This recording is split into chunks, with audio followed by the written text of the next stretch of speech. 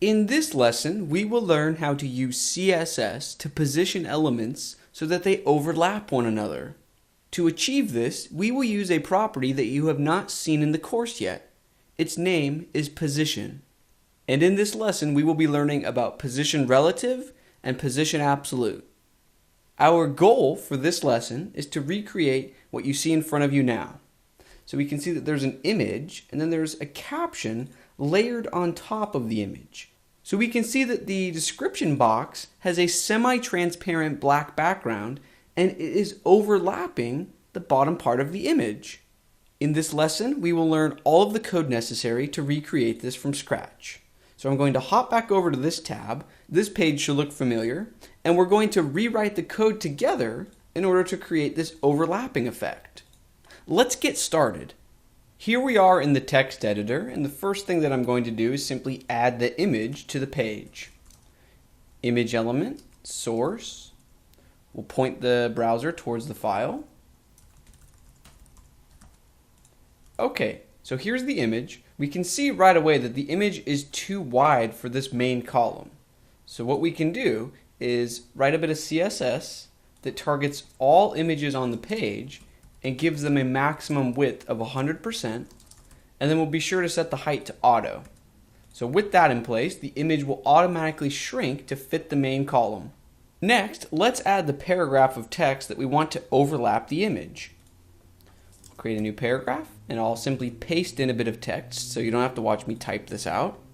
So if we refresh in the browser, we can see here's the text. Next, let's add a few extra classes and elements in our HTML so that we have more hooks to target in our CSS code. So I want to wrap both the image and the text inside a parent div, and we'll give that div a class of image banner. And then the text itself, I think that should also be in a div. So we'll give this div a class of banner description.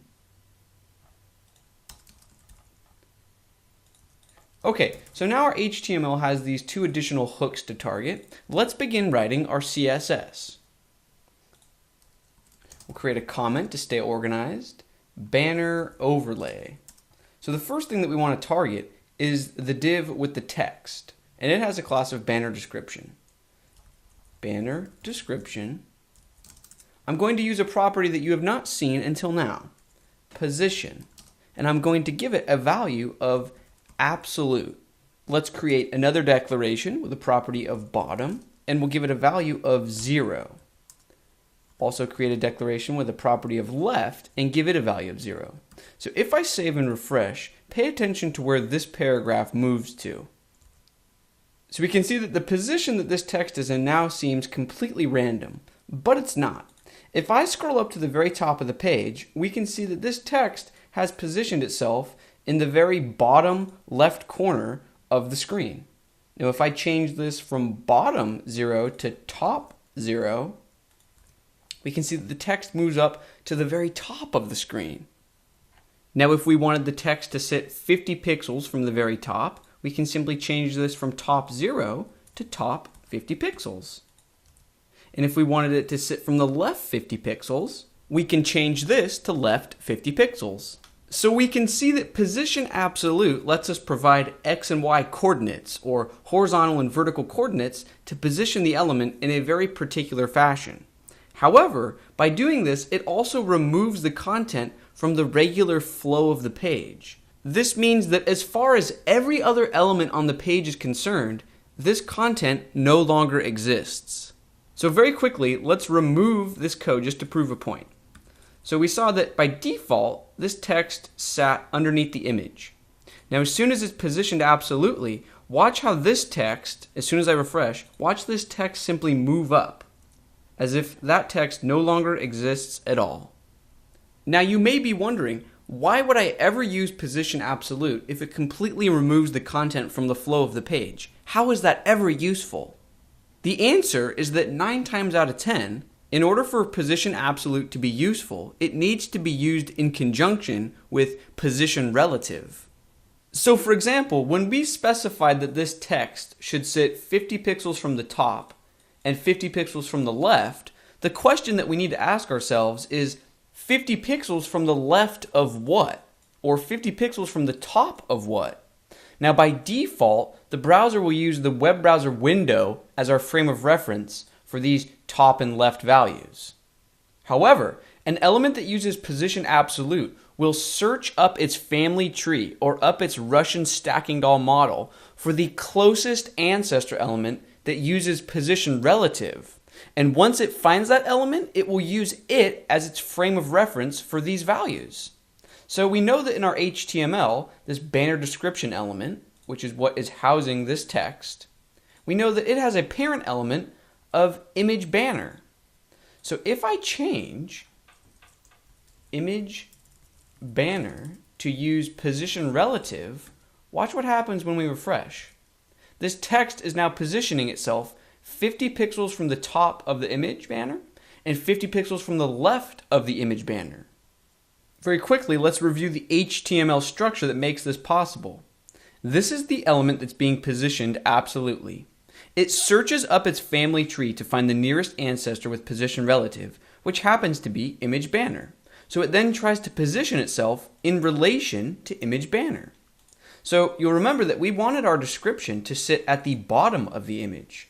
So now it's as simple as changing this to bottom 0 and left 0.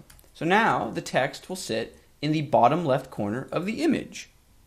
Now that our description text is positioned correctly, let's focus on styling it. So you will remember that we wanted a semi-transparent black background and we wanted the text to be white.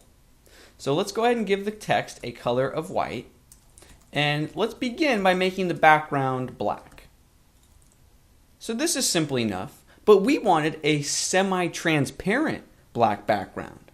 Now up until this point in the course, all of the colors that you've seen have been hexadecimal color codes, which means typically 6 characters, and that is preceded by the pound sign.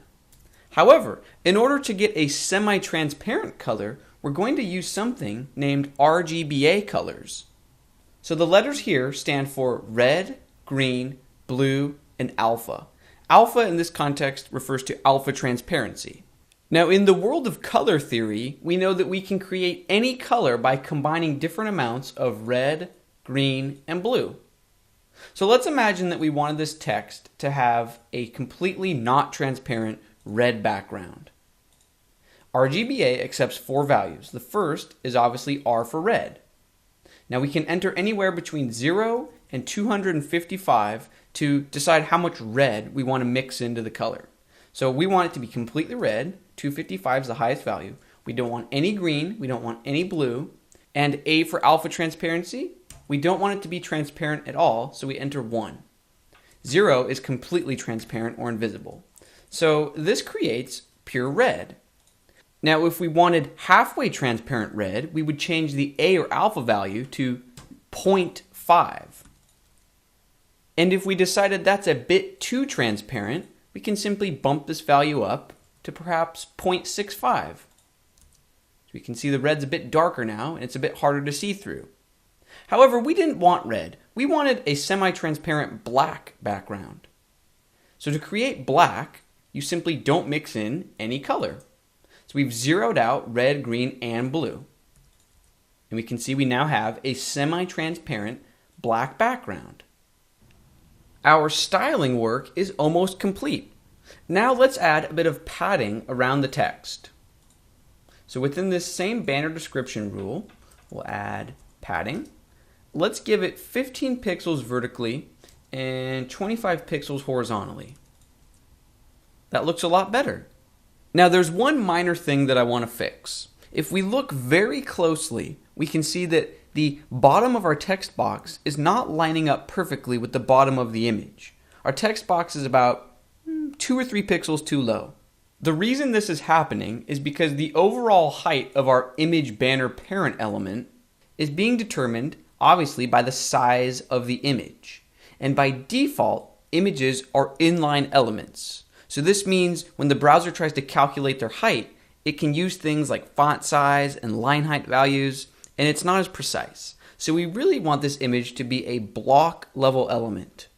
So in our CSS, I'm going to target any image elements that live within image banner, and then I will simply tell them to be block level. So if we refresh, we can see that the two elements are now perfectly aligned. This means our goal for the lesson is complete. We've styled the elements.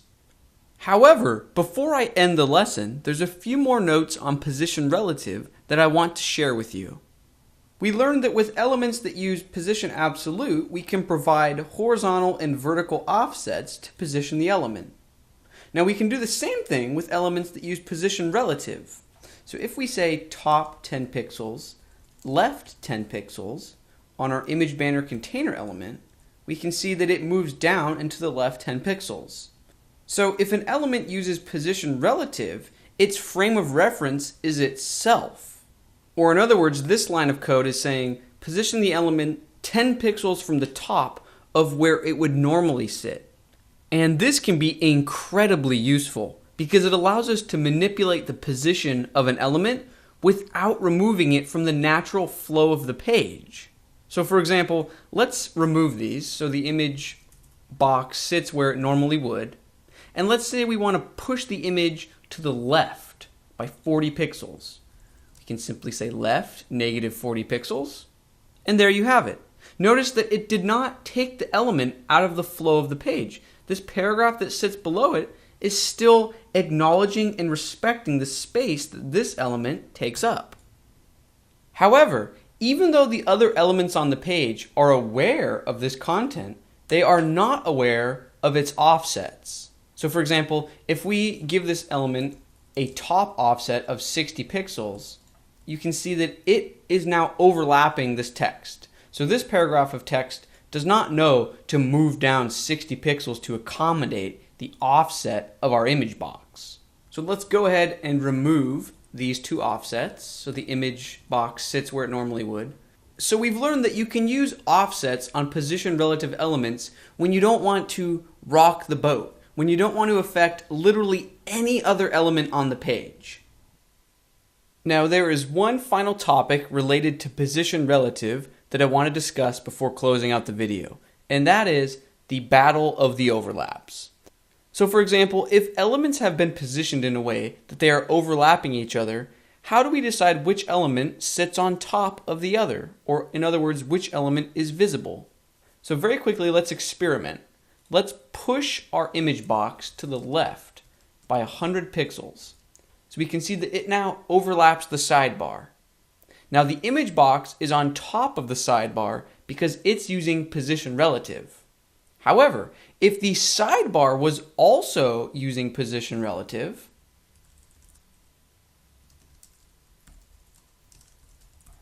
we will see that it's now on top because it comes later in the HTML. Here's our image box.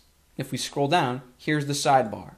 So the rule of thumb is, if both elements are using position relative or position absolute, whichever element comes later in your HTML will be layered on top.